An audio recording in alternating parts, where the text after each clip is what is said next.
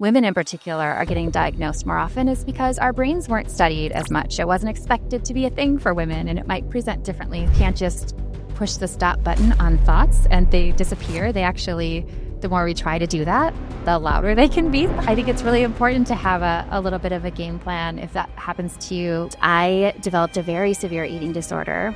I did talk therapy. I met with a dietitian. There was kind of like this day program I was doing, and nothing was really helping very much. But I was sitting in this college classroom, and one day we were talking about sex, which floored me because even though I had sex and considered myself into sex, I had realized I'd never talked about it.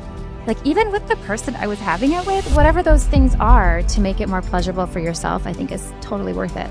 Just because you started sex doesn't mean you have to keep doing it exactly as you were and stay in it. A good partner wants to know how they can make things more pleasurable for you. So I really see ADHD as a totally just unique kind of brain style, and it feels very disordered. So the challenges I see often are things like, one big strength and beautiful thing that I find is that people with ADHD tend to, if you're having the same sex over and over and over again, it's just not going to be as fun for you. Hey everybody, quick break on our episode to talk to you about our sponsor, My Libido Doc. One of the things that we truly believe is that great sex is available to everyone, but we just have to learn how. So head over to our site to get your free copy of our ebook, 5 Steps to Mind-Blowing Orgasms and Romance. Get the quick and easy tips to turn your sex life around, rev up your engines, and fall in deeper love and passion with yourself and your partner. So if you just go to mysexdoc.com, you will find that ebook there for download. Now back to our show. Hi, everybody. Welcome to another episode of The Lounge. I'm your host, Dr. Diane, board-certified sexologist, libido expert, and I have an amazing guest for you today. We're talking about body image. We're talking about how you feel during sex to actually enjoy sex. We're talking about eating disorders and the relationship to their sex, to your sexuality, as well as things like ADHD, which is just rampant in today's society. And we're going to talk about that and how that can impact your ability to be present during sex, to enjoy intimacy with your partner, and so much more. And I think this conversation applies to almost anybody because all these simple things that can happen during sex, such as, I'm sure people can relate to this, right? Where it's like you turn one way and your partner touches your thigh or your belly or wherever. And it's like, you can feel yourself sometimes like shrinking back or wanting to pull away or like not being comfortable with like being touched in that particular part of your body. And all of these types of things are actually limiting the capacity to be present with your partner, with yourself, to enjoy intimacy, and so much more. So that's why I wanted to bring this expert on for you guys today. So everybody meet August, and welcome to the show, August. Thank you so much for having me. It's such a pleasure. And I know you have, your own history with eating disorders. And I know that this is a huge part of what we want to talk about today is like, how can we have more body confidence? How can we just love our body and all of those parts that we may judge ourselves for, feel shame for? How can we get through all this in order to really deeply enjoy sex? And I think because it's such a sensitive conversation, it would be really lovely if you would mind sharing your story on your process with this and why you've now dedicated so much of your life to helping people with this similar type of scenario. Yeah. So I grew up, like a lot of folks, not learning a lot about sex, and I learned some pretty negative things. And I didn't really realize that it was affecting me. I didn't even know I had any shame around sexuality.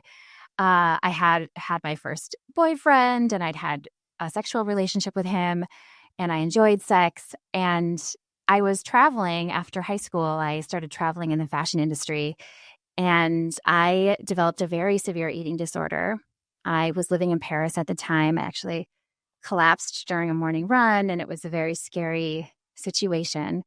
And when I went back to my hometown in Minnesota, I tried all the conventional stuff. I did talk therapy. I met with a dietitian. There was kind of like this day program I was doing, and nothing was really helping very much. And that's not to say the treatment wasn't quality. It's just that what helped me was so surprising to me. And I saw a lot of it in hindsight, how impactful. But I was sitting in this college classroom, basically taking classes so I'd have something besides treatment to think about. And it was a psychology of women course. And one day we were talking about sex, which floored me when the teacher announced the topic. Because even though I had had sex and considered myself into sex, I had realized I'd never talked about it. Like, even with the person I was having it with, we didn't really talk about it. And so I felt myself like glancing around the room, like, is anyone else feeling this strange disconnect right now? Like, are we supposed to talk about this? And that led to this whole deep dive, introspective journey. I got angry in a really healthy way about the societal things that had stood in the way of me embracing my sexuality, respecting my full body and full self. Like, there was this big missing piece, like this big gap. And I started to just dive very deeply into that. Like, why didn't I learn about sex? I literally couldn't stop talking about sex. It started to kind of frighten some of the shy Minnesotans around me, but it was really empowering for me. And later I realized that truly was the day that I stopped wanting to hurt my body. I stopped wanting to starve myself. I stopped wanting to restrict. And it's not like poof, I was better, of course. As I'm sure you know, it's a very complicated illness. I was originally diagnosed with anorexia. Then I dealt with a lot of binge eating. And it was probably a 10-year process of fully moving past it. And I consider myself fully recovered. But the most impactful things were, for me, I don't think I would have healed without talking about sex and without deciding to really explore. And I really started exploring after that and discovering my body's capacity for pleasure. And it brought this whole new respect for my body and then, by extension, myself. So this is so important, so interesting. I'm curious from a standpoint of, that turning point, right? That turning point moment where, like, wow, I'm going to make different decisions. I'm not going to hurt myself in these ways. Was it anything can you think of like a specific thing that was said? Was there an aha moment? Was it more just like bigger picture, like understanding like, oh, my body has the capacity for all of these things. And the more we like respect our body's like ability for pleasure, it leads to, perhaps more respect in other areas? Or is it something else? I'm just throwing out random ideas. Yeah. To understand. Do you have any idea what that turning point really was? Yeah, I think there were multiple turning points. And one was the aha, oh my gosh, I haven't talked about sex for sure. Another was then this feeling of really, truly letting go during sex, which I don't think I had done before. There were a couple of times where I just felt myself not thinking about my body or what my partner was thinking of my body. That was huge. And then a very profound moment for me was years later. I was around 30 years old when I masturbated to orgasm for the first time. And I didn't think that I could do that. I didn't think I, quote unquote, needed or wanted to do that. I was like, well, if I'm in a relationship, and circumstances just led to this impromptu self-pleasure session. And when I reached orgasm, I burst into tears.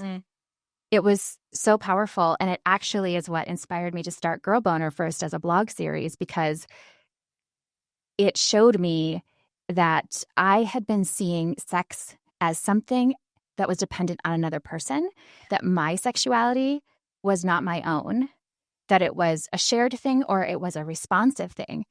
And truly, it's mine. And that changed everything. It changed the course of my career. And importantly, it changed all of my intimate and, romantic and sexual experiences moving forward. So then tell me, because I love like the whole concept, right, of like pleasure as a gateway for healing. And that's actually what got me into this work too. And we'll talk about that, I'm sure on the show when you interview me. Like one of the intro things for me, just like 2 seconds, was I was experiencing this really crazy vulvar pain for many, many, many months. Nobody could figure out it was. All normal tests for this were normal, or all tests for this were normal. Couldn't sleep, et cetera, et cetera. Did my first masturbation session of my life. This was in my early 20s, and pain went away. And I did it again, and the pain went away, and like did this a few times. And it was like after months, and then all of a sudden it was just like, oh my gosh, like I don't have pain anymore, like through self-pleasure. So, kind of a similar, pleasure heals kind of experience for you. And so I'm curious then for like your work, right? Then like how, like if somebody is struggling with whether it's a, full blown eating order, whether it's just like body dysmorphia, not feeling comfortable in one's body, judging oneself after they eat, there's so many different versions, right, of what healthy eating versus eating disorder looks like. And I think because of our society, so many humans and probably, more women than men, but I think men too have a lot of self-judgment on how their bodies look. So where do people, like in your methodology with what you've seen with like pleasure as a supportive tool for that, where do people like begin to help like start unwinding this and, really start to heal their body from this, this negative self-talk and on and on and on and on? Yeah, I love journaling as an entry point because when people are really gripped by self-shame and really intense negative thoughts about their body and their appearance and food and eating and all of that, journaling provides a place, whether you freehand write it, you can do it audio files. There's so many ways to journal. You can paint your thoughts out, but really expressing what you do feel about your body and about sex. And ask yourself what you learned about sex and about appearance and about your body. And really just without any self-judgment, just let the words pour onto a page. You can put someone else's name on it, throw it away later, whatever you need to do to just feel totally private about it. I think that's a really, really powerful tool because often we're having thoughts we aren't even really realizing. They're so embedded in us. And then start questioning those thoughts. If you have a thought that really kind of haunts you, like, oh, my breasts are too small or too flabby or too saggy or whatever it is, like take a thought and really question it and really go through kind of your own self-awareness process with debunking that thought as much as you can. I think that's really powerful. I think spending time with your own body is so key because really, if you think about it, when we are being critical of our body, it has so much to do with how we feel other people or our partner, for example, are perceiving it, right? So take them out of the picture and spend time, whether it's naked or maybe in your skivvies, whatever your comfort level is, spend a few minutes, 5 minutes, 20 minutes alone naked and really start to try to feel a little more comfortable with your body being a body. Like just let it be a body. I think that's really powerful. And then when you're having sex with a partner or partners, I think it's really important to let yourself have tools. You don't have to. I think we can have shame about having shame. You know what I mean? Where it's like, absolutely. oh my gosh, I believe in, I'm a feminist. I should just love my body the way it is. And I shouldn't care what other people think. Just toss that stuff out into the garbage, put it in like a brain spam folder because it's not your fault. And thoughts and feelings just happen. So if you can just put that aside somehow and let yourself use a tool, if it helps you to feel more comfortable by having the lights really dim when you're having sex, great. Start there. Maybe it's lighting candles. Some people like because it's a little more flattering. Maybe it's not having sex right after a meal when you feel a little like bloaty or gassy. Just whatever those things are to make it more pleasurable for yourself, I think is totally worth it. Yeah, I really like in the beginning part of what you're saying with journaling, there's a thing that I think we do as humans, which is believe everything that goes through our head as true. And, it's like just because we have the thought doesn't actually mean that it's true at all. So that journaling, like you're talking about around like, okay, well, what is the thought? And like disproving it, debunking it. Like, is this actually like true? Meaning like, from a truth perspective, like everybody in the world believes this, right? Like we could say like, okay, how we're going to define truth. And there's so many truths that we say are truth that are actually not true at all. It's just like a random thought that we decide to hold on to there. And what about, so I understand, from what you're saying around, okay, let's take a moment and let's actually like be with our body and like just look at it as a body and all of that. What about like when somebody is, say, in the middle of being with a partner? So like now we're intimate, we're in that moment, we've done some of the suggestions, we're not, having sex right after a meal, we're having sex maybe before, so we feel like a little more in our body and comfortable there. We're doing all these things, but we still get into the bedroom and our partner touches us in this way and we feel our body contract or move their hand. Or here's another story that I think people sometimes do, which is like, okay, so partner touches you here, right? So maybe it's a belly, right? Partner touches belly and then partner moves a hand away real fast. And it's so easy in those moments to be like that moment can literally just be like your partner just is wanting to touch a different part of your body now. And that's probably what it is. But I think it's so easy in those moments then to make up a story and have this thought that it's like, oh, they're moving their hand because it is what I think. Like they did feel my roles and they don't like them or whatever the story may be. So my question is like in real time, how do we stop like in the middle of that intimate act? How do we stop in real time those thoughts from taking over and really beginning to like drop deeper into, hey, no, I'm actually present with my body, myself, my partner, the intimacy, on and on and on. Yeah, that can be so tricky. I totally get that. And it's hard because you Just a quick break to let you know that 80% of women do not have orgasms from vaginal intercourse alone.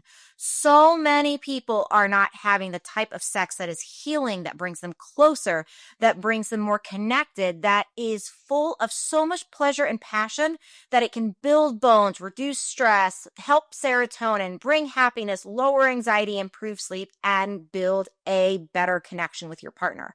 That is what hot and modern monogamy is modern monogamy that brings in all of that passion, that desire, that closeness, and that healing. And that's what you can get at the Hot and Modern Monogamy Club. So if you're interested in that and I can help you, please go to modernmonogamyclub.com. Now back to our show. can't just push the stop button on thoughts and they disappear. They actually, the more we try to do that, the louder they can be sometimes. So Yeah. I think it's really important to have a little bit of a game plan if that happens to you, pretty regularly. I would say one thing is to redirect your energy to a sensation somewhere. So if you are having these thoughts, okay, so I have these thoughts about the hand moving away from my belly this, my belly that, you go into this big dive into that. Think about something that feels good in your body. It could be your feet, feeling the sheets down below. It could be touching your partner and really focusing on the pleasure of feeling your partner's face or their pelvic region or their thighs. It's totally okay to divert the activity. And I think when those thoughts are really gripping, if you're really struggling, it's totally okay and sometimes very healing to take a pause and just gently say, hey, could we just stop for 1 second? I'm telling myself a story about something, about my body. I'm just feeling a little off right now. And maybe you have a conversation about it, or maybe you do something else. Maybe you play a game, or you put your clothes on and go for a walk or something. You don't, just because you started sex doesn't mean you have to keep doing it exactly as you were and stay at it.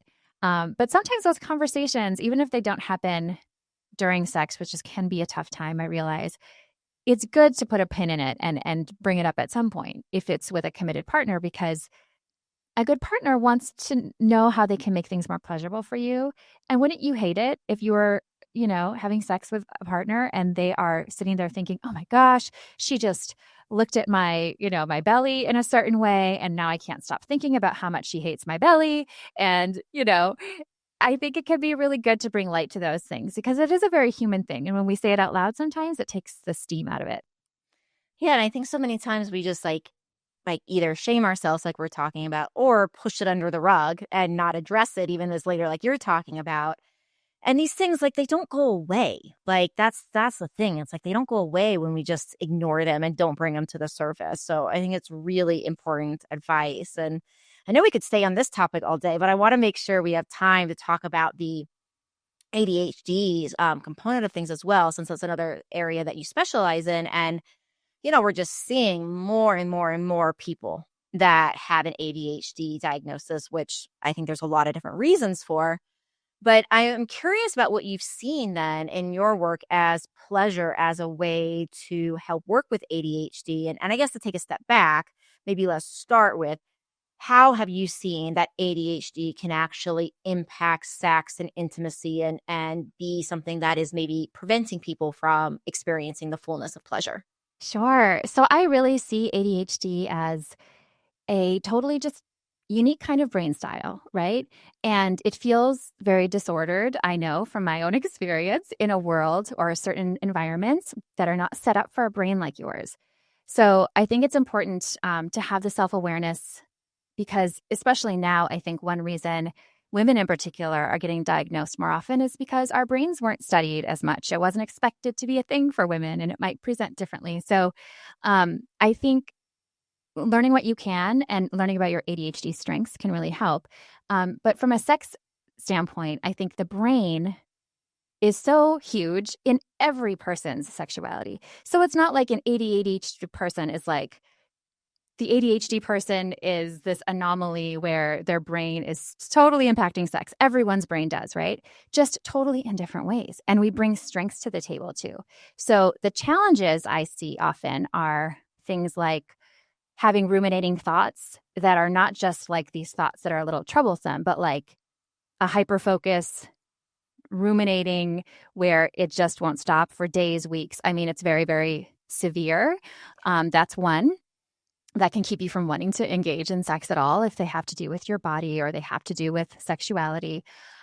Sometimes it's that you're just so scattered and you're like, your brain is going a million different directions and something else is really distracting you. So it's very hard to be present, and you feel like you're supposed to be totally present, which is a myth, by the way. I think you can be semi-present and still enjoy sex. And sometimes it's the sex that brings us into the present. One big strength and beautiful thing that I find is that people with ADHD tend to often have a very zen benefit from sex, because sometimes it's the one place that we feel very mindful and present and in the now. And it's very hard for anybody with any kind of brain to think about something that's stressful or bothersome during orgasm. I mean, it kind of overtakes everything. Yeah. So it can be so therapeutic. And I think that's beautiful. I also find that ADHD folks tend to be creative thinkers, very passionate people. And those are huge strengths that you can bring to sexuality. At the same time, you might have to really advocate for that, because novelty is exciting for most people in terms of sex, especially in long-term relationships. But if you're an ADHD person, it's, I would say, vital to have some way to infuse novelty and exploration, because if you're having the same sex over and over and over again, it's just not going to be as fun for you. And I think that can cause disconnect and libido challenges. So just being aware of those things and not feeling like you have to try to be like another style-brained person, like bring all of your you-ness to the bedroom, and that includes your brain, however it functions. Yeah, I love that so much. I think there's just so much permission in what you say. And I think sometimes we can listen to, sexologists and podcasts and all the different things we learn. And it's like, oh, like if it's not this one way, it's wrong or any of that. And there's just so much permission to be like, you know what, if your mind, it's about the practice of being present, and your mind wanders, like just bring it back when you notice it, kind of thing, and allow yourself the permission without the shaming, right? Yes, absolutely. And let your chattery brain chatter. Yeah. Like, it's okay. If, like, you know how they say with meditation, some people think, oh, you can only meditate if you are completely still and have no right. Right? Like, it's the same type of thing. There's actually research around this that you don't have to have a totally, I think it was called like monkey mind. You can have monkey mind and still enjoy your sex. So it's okay. Bring your busy mind to sex whenever you want. And if you need to talk something through first and get it off your chest, go for it. But I think that's a really big thing is that permission to give yourself and say, it's okay. Let those thoughts just party away. And eventually that orgasm will probably take over. Yeah, I actually studied meditation for a very long time, got certified in a certain form of it, and went pretty deep down. And one of my teachers over the years, one of the things that he would say is like, meditation is not the practice of a still mind. Meditation is recognizing like, oh, then my mind went over there, and now I'm going to practice bringing it back to the moment. So it's just like with sex, we can apply the same thing, right? It's not that it's about being present the entire time, but it's about having that awareness or that intention around like, oh, maybe like my mind's over there. When I notice it, I'm just going to bring it back. Then I'm just going to focus on the pleasure and the orgasm in those moments. And nobody's doing it wrong just because that happens, right? So well said. Yes, 100%. So when thinking about this, like, have you then seen any other benefits? Like, I know, we can say a bazillion different things. And actually, I'm going to take a step back because there's something I want to ask you first, which is you said something about novelty earlier. And that's a question or a conversation I have a lot on this podcast. And since that is something you brought up, I am very interested in working with couples. What are some of the ways that you like to encourage the conversation or the ways to help people that are, especially in long-term relationships, bring novelty back? What are some ways to help people engage in that convo? Sure. So a lot of my work is storytelling, right? And I love listening to reading stories. And I think that is a really powerful way for folks to get ideas for things. So I interview folks about their most extraordinary sex experiences, and then I create these narrative episodes for my podcast. And then I also have books that are full of stories too. And so I think that one really powerful way is to, whether it's through podcasts or books, there's wonderful erotica anthologies. I don't know if you know Rebecca Kramer-Bussell, but she has edited a whole bunch of amazing erotica anthologies. Her final one, I think it's her final one, just released. They have different themes. Some of them are kink themed, some of them are orgasm themed. And it's a wonderful way to get a taste for all different kinds of ways that people engage in pleasure. Now, not all of them might be realistic. Like, I think she has there's sex with an alien. Like, there's some things that are like kind of might feel kind of out there to you. But even still, there's something so sexy about these fantasies. So you get to learn what your fantasies are. You can maybe you hear a story on a podcast or you read a story in a book and it really gets you excited or curious. It's a really fun thing to share with a partner and say like, hey, what do you think of this? I think it's a really powerful way to do it. And then what you can do is you could even take, like, let's say 30 days where you either by yourself or if you have a partner and you want them to engage too, you each jot down these ideas that come to you. They don't have to be ideas that you totally want to do. Just potential things that maybe you haven't tried or you haven't tried together. Maybe it's trying a feather wand that you heard about that you brush over the skin. Maybe it's temperature play with a massage candle. Maybe it's a certain type of role play. Maybe it's reading sexy things to each other. So you just jot these things down. And then at the end of the month, you could just put them all into like a jar or just keep them in list fashion. If you use the jar, you just pull one out and say, do we want to try this? And either you try it or at least you talk about it. And I think talking about it can sometimes be the fun activity. It's great. Or you can turn it into a yes, no, maybe list where both of you go through each item and decide like, is this a yes for you? Is this something you don't want to try right now? So really using other people's experiences and stories and even like fiction, even in movies. Maybe you jot down a scene from a movie that touched you in a certain way. It's a really fun, creative way that takes out the whole like, I have to think of something part that can feel like homework. There's so many ideas already out there. I love this advice so much because even in thinking about like fantasy, like you're talking about, like one is the creation of the fantasy, but two, sometimes if couples haven't talked about this, sometimes I find that there's this, this apprehension or almost this like fear that comes up around starting to share their fantasies for the first time. So when it's like initially presented as like, hey, I read this in a book. Like, what do you think about it? It has a different sort of energy of like bringing something to the table to like talk about it from like a yes, no, maybe way versus like, wow, I've been fantasizing this for years. And I think those things are also great to talk about. But as an intro, sometimes it's like, okay, where does the softer, easier first step to getting into it? And I absolutely love this advice so much. So is there anything, we're actually getting close to the time here, it just goes so fast. Is there anything though in this episode, and then everybody, and we are for the Libido Club going to be talking about part 2 with August, which is all going to be about your brain on orgasm. So I'm going to ask August here a question around like, what are we missing? What do you guys need to know? And talk to you guys a little bit about where to get a hold of her, how to find some of the literature she's talking about, her podcast, all these amazing things. And just remember, if you go to mylibidoclub.com, you can get access to part 2.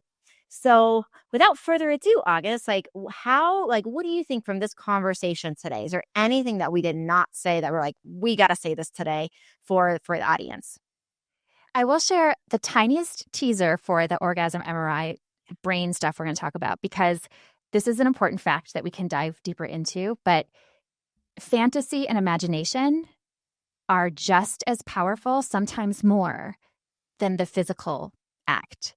Yeah. So knowing that, give yourself permission to fantasize, to get creative, and to just daydream about the sex life you want. Yeah. It is so freaking powerful. And it's this freedom because it's all just like this mental cloud of your sexy thoughts. And it can really put a spark in your day. Just spend even a few minutes a day or maybe like once a week. And if you feel like it, add journaling to that same mix. I think that it's a really powerful combination. That's such good advice. I can't wait for part 2, you guys. Okay, so where do people get a hold of you? The best kind of spot for all of my things is augustmclaughlin.com. It's MCLaughlin.com.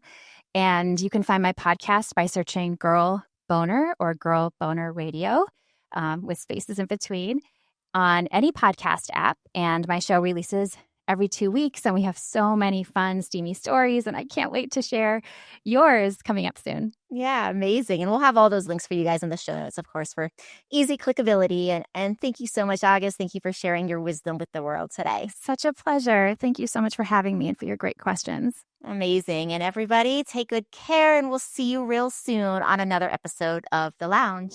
Bye-bye. Thank you for listening to the Libido Lounge. Please don't keep me a secret. Please share this with your friends. You can find me on YouTube, on Instagram, as well as how to work with me at mylibidodoc.com.